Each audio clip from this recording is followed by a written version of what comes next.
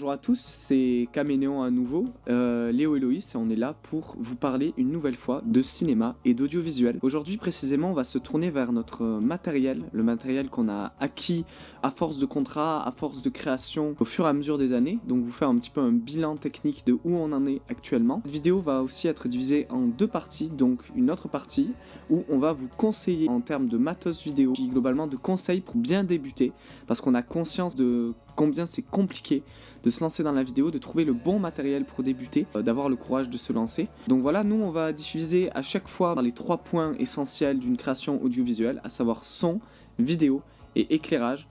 On va vous présenter tout ça et puis on va vous conseiller. On espère que ça vous sera utile.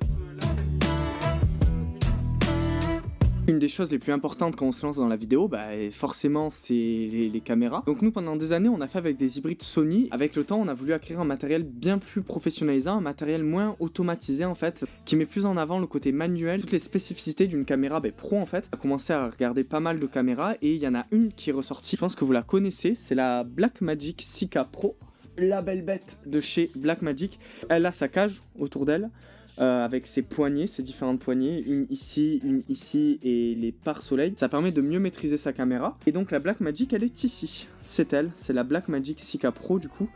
Donc ce qui change par rapport à un hybride, c'est que déjà les connectiques que vous voyez ici, HDMI, XLR, ça permet de brancher des micro-perches et des vrais micros en fait de cinéma et plus des micro-témoins.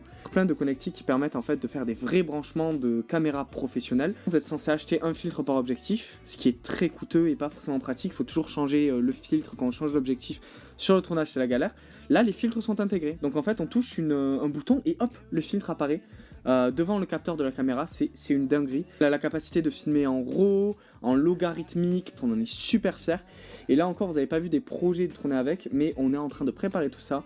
Et quand ça va arriver, ça va être une dinguerie. Il y a des caméras modernes qui sont compatibles seulement avec des objectifs très coûteux et ultra modernes qu'on ne trouve pas d'occasion en fait. Alors que elle, on peut récupérer des objectifs vintage sans forcément avoir besoin d'acheter des bacs d'adaptation. Et ça aussi, c'est trop bien. On en a plusieurs, mais je vais pas tous vous les présenter ici. Je vais juste vous présenter nos deux préférés. On a un Samyang 85 mm qui ouvre en 1.4 pour un objectif portrait. C'est énormissime, c'est vraiment un objectif de super bonne qualité. Il a ce côté un peu vintage que j'adore, il a des aberrations chromatiques dans le flou d'arrière-plan. On a aussi dans nos grands favoris ce 1750 de chez Tamron, donc lui il est beaucoup plus classique. Donc notre petite Blackmagic 6K chez Caménéon, on l'aime vraiment beaucoup. Si vous cherchez une caméra, on vous la conseille, voilà, c'est notre petit bébé ici. Alors du coup maintenant je vais vous présenter un outil qu'on adore ici aussi et qui nous a énormément changé la vie. C'est un follow focus. Alors je suis pas sûr que tout le monde connaisse cet outil et le terme de follow focus. Mais un follow focus, qu'est-ce que c'est? C'est ce petit bestiau là. Celui-là a l'avantage d'être motorisé et sans fil en fait tout simplement. C'est relié à cette petite bestiole qui va en fait se fixer à l'objectif.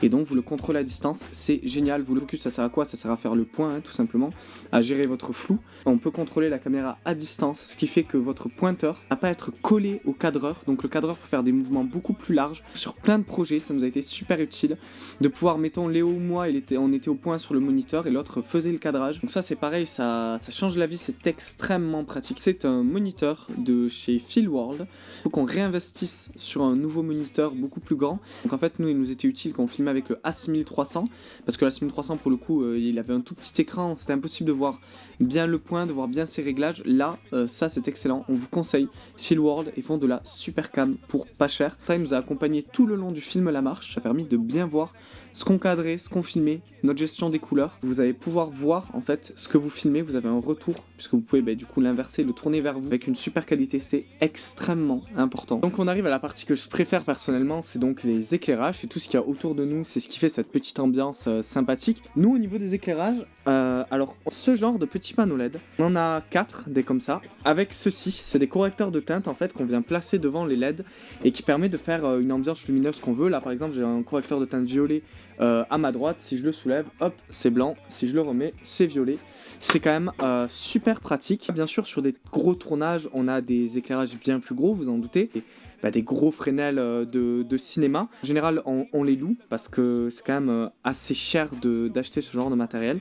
Et puis on préfère ce genre d'éclairage en fait de LED qui sont pas coûtants en électricité, qu'on peut déplacer très facilement, qu'on peut placer sur des pieds super facilement, qui permettent de faire plein d'effets de folie. Je vais vous mettre quelques extraits d'effets de lumière qu'on a fait juste avec ces LED, sans éclairage supplémentaire. Et franchement, c'est de la super cam vu la taille du truc. C'est vraiment de la très très bonne qualité. En complément de ça, on a d'autres petits LED qui viennent s'accrocher aux caméras, aux micros, à plein de choses pour venir subjuguer et appuyer la lumière. On a aussi un reflo qui est derrière moi. Hop, c'est le reflo doré. Il faut savoir que c'est un super reflo déjà parce qu'il est grand et aussi parce qu'on peut changer sa forme. Il peut être argenté, il peut être blanc et aussi surtout il peut servir de drapeau, c'est-à-dire il peut venir couper la lumière. Il suffit de changer sa housse en fait. Donc c'est pareil, un reflo c'est essentiel. Est-ce que un reflo ça peut sauver une image et travailler avec un éclairagiste, c'est travailler avec ce genre d'équipement. Et Caménéon, on accorde vraiment une importance énorme à la lumière. Donc on a pris beaucoup de temps pour choisir nos LED. Et c'est pas nos LED que je vous ai montré tout à l'heure, voilà, si on les a choisis, c'est parce que vraiment par rapport aux autres, c'est ce qui nous a paru le mieux pour faire ce qu'on voulait faire. Les LED, ça permet plein de choses, sur les couleurs, sur la disposition de l'éclairage, sur les mouvements de lumière, ça permet plein de choses. Donc moi je m'occupe de la partie la plus délicate qui nous a pris un temps fou à maîtriser, le son. En mixette, on a notre petit Tascam DR40 que vous avez juste là, qui nous suit, mais alors... depuis les premiers temps de la marche, qui est très fiable quand tu es en intérieur. Par contre en extérieur c'est un enfer, ou alors c'est un micro qu'on retrouve dans les interviews. C'est vraiment fait pour être proche de quelqu'un, et si vous le mettez en extérieur, tout simplement je vais vous montrer, ça fait comme ça. Et c'est très sensible en fait comme type de micro. Maintenant on l'utilise en tant que mixette. Une mixette c'est quoi? C'est ce qui va vous permettre d'avoir un bon contrôle sur votre son, de savoir l'entièreté de ce qui se passe sur votre matériel sonore. Et en fait c'est à ça qu'on relie notre micro perche. Mais c'est à ça aussi que tu vas relier tes micro cravates, que tu vas relier en fait la plupart de ton matos son. Mais il faut le reconnaître, c'est quand même un petit luxe d'avoir une mixette comme ça. Pour ce qui est des micros, je pense qu'il est essentiel de vous présenter notre petit bébé, le Rode NT-G4+. J'enlève la bonnette, je remets la bonnette, lol, Loris. Et incroyablement fidèle. Donc c'est un micro directionnel en fait qui va vraiment se pointer vers votre sujet. Ça a des avantages indéniables. Si c'est bien pointé vers votre sujet, vous avez une qualité son qui est extraordinaire. C'est un micro qui est surtout fait pour être intégré dans une micro perche, mais vraiment il est fabuleux. Vous avez bien sûr la bonnette de base, vous couvrira un minimum du vent, mais s'il y en a très peu, je vous déconseille de tourner uniquement avec ça en extérieur. Il faut savoir que le Rode NT-G4+ est un hypercardioïde. Il faut savoir du coup que, comme je vous l'expliquais, il va viser directement le son, il va pas chercher ce qu'il y a autour, ce qui fait que vous n'aurez pas les bruits parasites. Et s'accompagne de ceci, la coque de base, donc ça vous protège déjà assez du son. Vous voyez, on rentre le Rode NT-G4+ ici, on le relie ensuite avec un câble XLR et en alimentation fantôme, ça marche tout seul. Quand vous êtes en extérieur, vous rajoutez cette petite moumoute, ça vous protège parfaitement du vent. Nous, il y a des interviews où il y avait des tempêtes, on est en mode on va pas pouvoir tourner l'interview. Vous mettez ça avec votre Rode NT-G4+, il y a pas un seul bruit de vent. On a l'impression qu'on est en tournage studio. C'est-à-dire que maintenant, on peut tourner en extérieur. C'est quelque chose qui ne nous fait plus peur. À une époque, avec ça là, impossible. C'était impossible. Alors c'est pareil, c'est pas accessible pour tous les budgets. Bien sûr, il faut savoir utiliser ce genre de matériel. Ça suffit pas de l'avoir, il faut savoir l'utiliser aussi. Mais ça vous fait un taf de malade. Nous, on en est super satisfaits. Ça nous a changé la vie, sachant qu'on a galéré avec le son pendant des années. Elle est accompagnée d'une perche. Elle est en carbone. Donc le carbone, l'avantage c'est que c'est léger, c'est résistant. On vous conseille uniquement ce genre de perche, voilà, faut pas chercher plus loin. En plus pour le coup la perche Rode est peu coûteuse pour la qualité que c'est. Avant de passer à nos petits conseils pour démarrer la vidéo de manière générale, on vous présente ceci. Ça c'est une Atem Mini de chez Blackmagic, parce que nous on est amoureux de Blackmagic. C'est grave qu'on est sponsorisé. Ouais. C'est le placement de produit. Non mais c'est pas vrai. Donc du coup, l'Atem Mini de chez Blackmagic, en fait, c'est une régie live. Nous, pour nos commandes clients, c'est super pratique parce que il y a pas mal de clients, il n'empêche, qui réclament des lives, surtout dans cette période de Covid où les événements peuvent plus se faire en présentiel. En fait, il y a beaucoup de gens qui veulent faire leurs événements en live. Franchement, vous pouvez faire des lives type télé avec ça. Vous pouvez brancher 4 caméras dessus, 3 micros. Vous pouvez gérer votre interface live en direct, changer de caméra et tout. C'est un plaisir de faire ça. Nous, les lives, à chaque fois, on se régale. On est super content d'avoir ça parce que nous, ça nous a permis de toucher un domaine qu'on touchait pas du tout et qui est super intéressant et surtout super amusant à faire, franchement.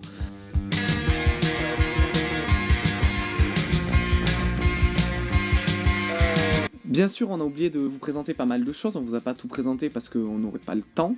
On a notamment oublié le trépied Vintrox là qui tient le A6300 actuellement, et putain, ce trépied est incroyable.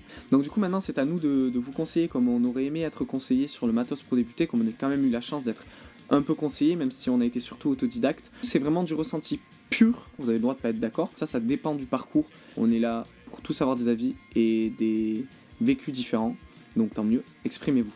Moi je vais commencer par vous présenter les caméras. Pour débuter bien sûr il faut savoir que la caméra n'est peut-être pas l'essentiel. Ce n'est pas parce qu'on va prendre une caméra qui est très coûteuse qu'on va faire de la bonne qualité. Je vois des personnes qui ont des caméras qui coûtent ultra cher et qui font des plans 10 fois plus moches que certaines personnes avec des caméras pourries parce qu'ils ont plus d'idées de mise en scène, plus d'idées de cadrage, plus d'idées de comment bien utiliser son matos. L'importance quand vous avez débuté c'est pas forcément la caméra et son prix, donc c'est surtout de vous renseigner, de lire des livres, de regarder des vidéos sur comment gérer sa mise au point, sur comment gérer sa luminosité, comment gérer sa balance des blancs, comment choisir ses objectifs, comment faire de bons cadrages. Tout ça, c'est les vraies choses qui vont être déterminantes. On nous dit de plus en plus qu'on peut filmer avec nos téléphones et qu'on peut commencer avec des téléphones. Ce n'est pas tout à fait faux, parce qu'encore une fois, l'essentiel c'est de se lancer. Comme dit Orelsan, si tu veux faire des films, t'as juste besoin d'un truc qui filme. La problématique que vous avez rencontrée avec des téléphones, c'est le côté automatique. C'est-à-dire que vous ne gérez rien. C'est l'iPhone 13 qui fait tout. Ce n'est pas de votre plein gré, de votre choix. C'est la caméra qui va tout faire. Le problème à faire ça, c'est normal de commencer, de tester, de se découvrir au niveau de la mise en scène, des cadrages, tout ça, mais il est important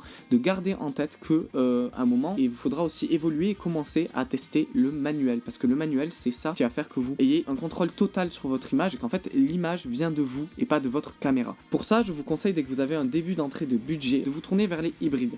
Parce que les hybrides ont quand même l'avantage et sont très automatisés, mais il y a aussi la possibilité de se tourner vers du manuel.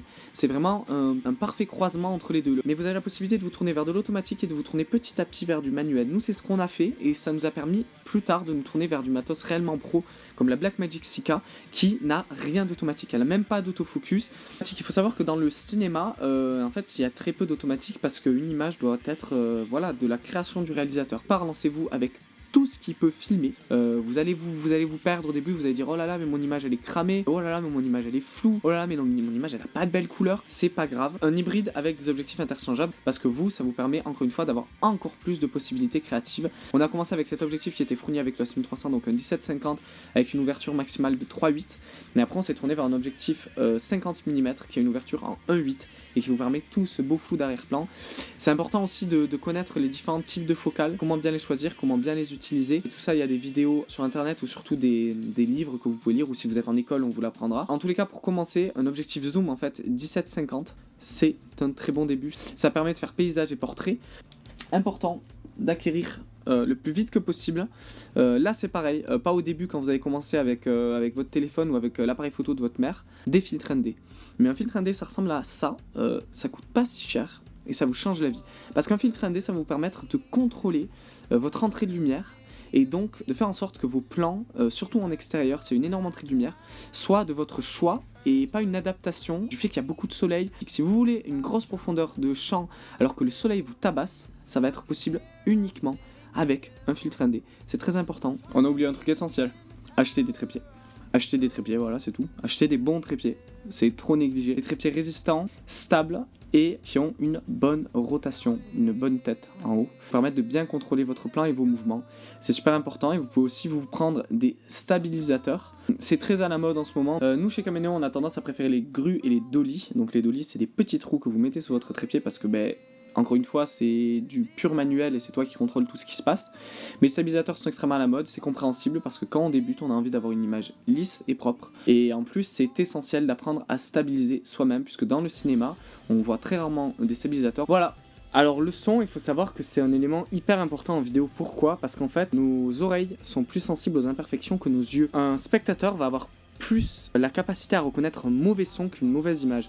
En fait, si votre image est parfaite, imaginons que vous avez une image mais 6K avec un flou d'arrière-plan magnifique, tout est parfaitement réglé, mais vous avez un son de merde, ce sera inregardable, mais vraiment inregardable. Si par contre vous avez une image qui est passable, qui est pas folle, mais que par contre votre son est parfait, là ça va être un plaisir à regarder. On comprend ce qui se dit, on comprend ce qui se passe, et la compréhension c'est hyper important. À la limite, si vous pouvez investir plus dans le son que dans la caméra, franchement, faites-le, parce que c'est hyper important. Comme on disait, une mixette, c'est très bien pour commencer, surtout si votre setup, c'est un setup de YouTuber, et donc vous pouvez avoir le micro collé à vous et que vous prenez pas de prise extérieure, c'est très bien. Sinon, avec votre première caméra hybride, vous avez donc une prise micro-témoin, c'est la petite prise rouge qui y a derrière votre caméra hybride en fait.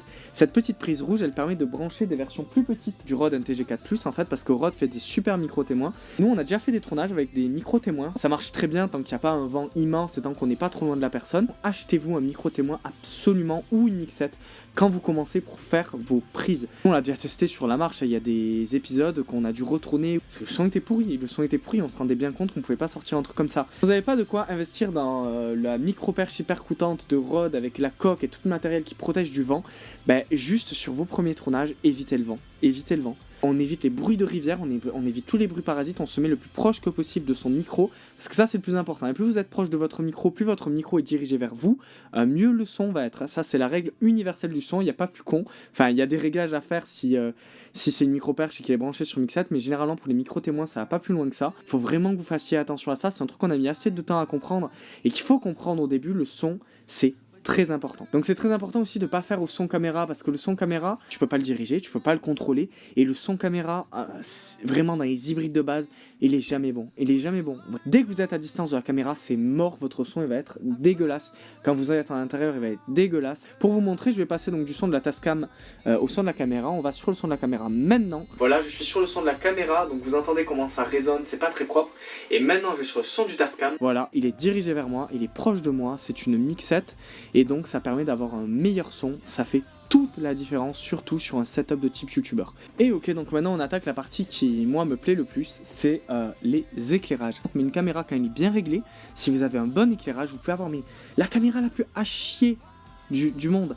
Si vous avez des bons éclairages et un bon réglage, la qualité elle sera toujours bonne. Les éclairages, il y a des règles assez importantes, notamment la règle des 3 éclairages. Un éclairage à droite, un éclairage à gauche et un éclairage qui vient éclairer votre arrière-plan. Ça c'est vraiment résumé grosso merdo, c'est bien plus compliqué que ça. Mais ça permet d'avoir un éclairage contrasté qui va mettre tous les points les plus importants de votre image en avant en fait. Vous pouvez faire avec les éclairages de votre maison en étant créatif. Vous avez une lampe de chevet.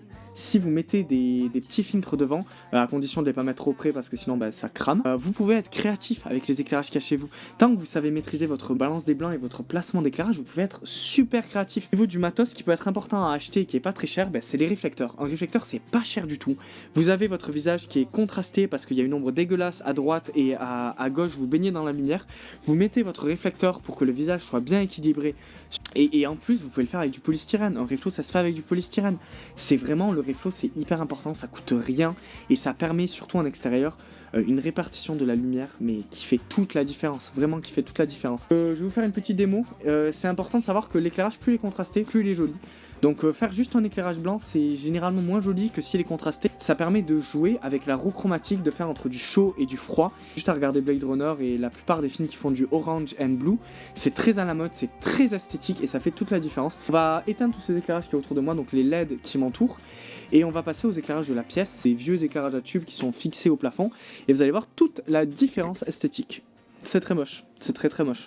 La qualité que vous pouvez avoir, et c'est complètement normal, quand vous allez démarrer la vidéo, parce que vous allez vous filmer sûrement avec les éclairages de la pièce. Ici c'est un éclairage vraiment dégueulasse, blanc, même jauni. Justement il faut essayer de s'éloigner de cet éclairage qu'on contrôle pas, cet éclairage qui est pas contrasté, cet éclairage qui n'a aucune puissance. Soit vous achetez des LED coûteux, soit vous vous débrouillez avec les lumières qu'il y a chez vous, plein de moyens de faire un beau éclairage. Tant que vous savez le placer, il faut qu'il soit contrasté, il faut qu'il n'y ait pas trop d'ombre sur vos visages. On est de retour sur notre setup lumière, beaucoup plus travaillé. On se rend pas forcément compte quand on débute, mais ça change tout. L'éclairage, c'est vraiment le plus important. Voilà pour l'éclairage, prenez du temps pour l'éclairage, vraiment. C'est hyper important. Voilà, je pense qu'on vous a à peu près dit tout ce qu'on avait à dire sur les conseils pour bien débuter. Soyez indulgents envers vous-même. Spoiler, vous n'allez pas faire des grandes choses dès le départ. Faites des projets, créez, trompez-vous, apprenez. C'est ce qu'on a fait avec la marche, c'est ce qui a fait qu'on a fini par faire le film, et c'est ce qui a fait qu'on a fait ce studio en finalité. Encore une fois, le conseil le plus bateau qui puisse être donné, si vous voulez faire du cinéma, faites du cinéma. À la prochaine.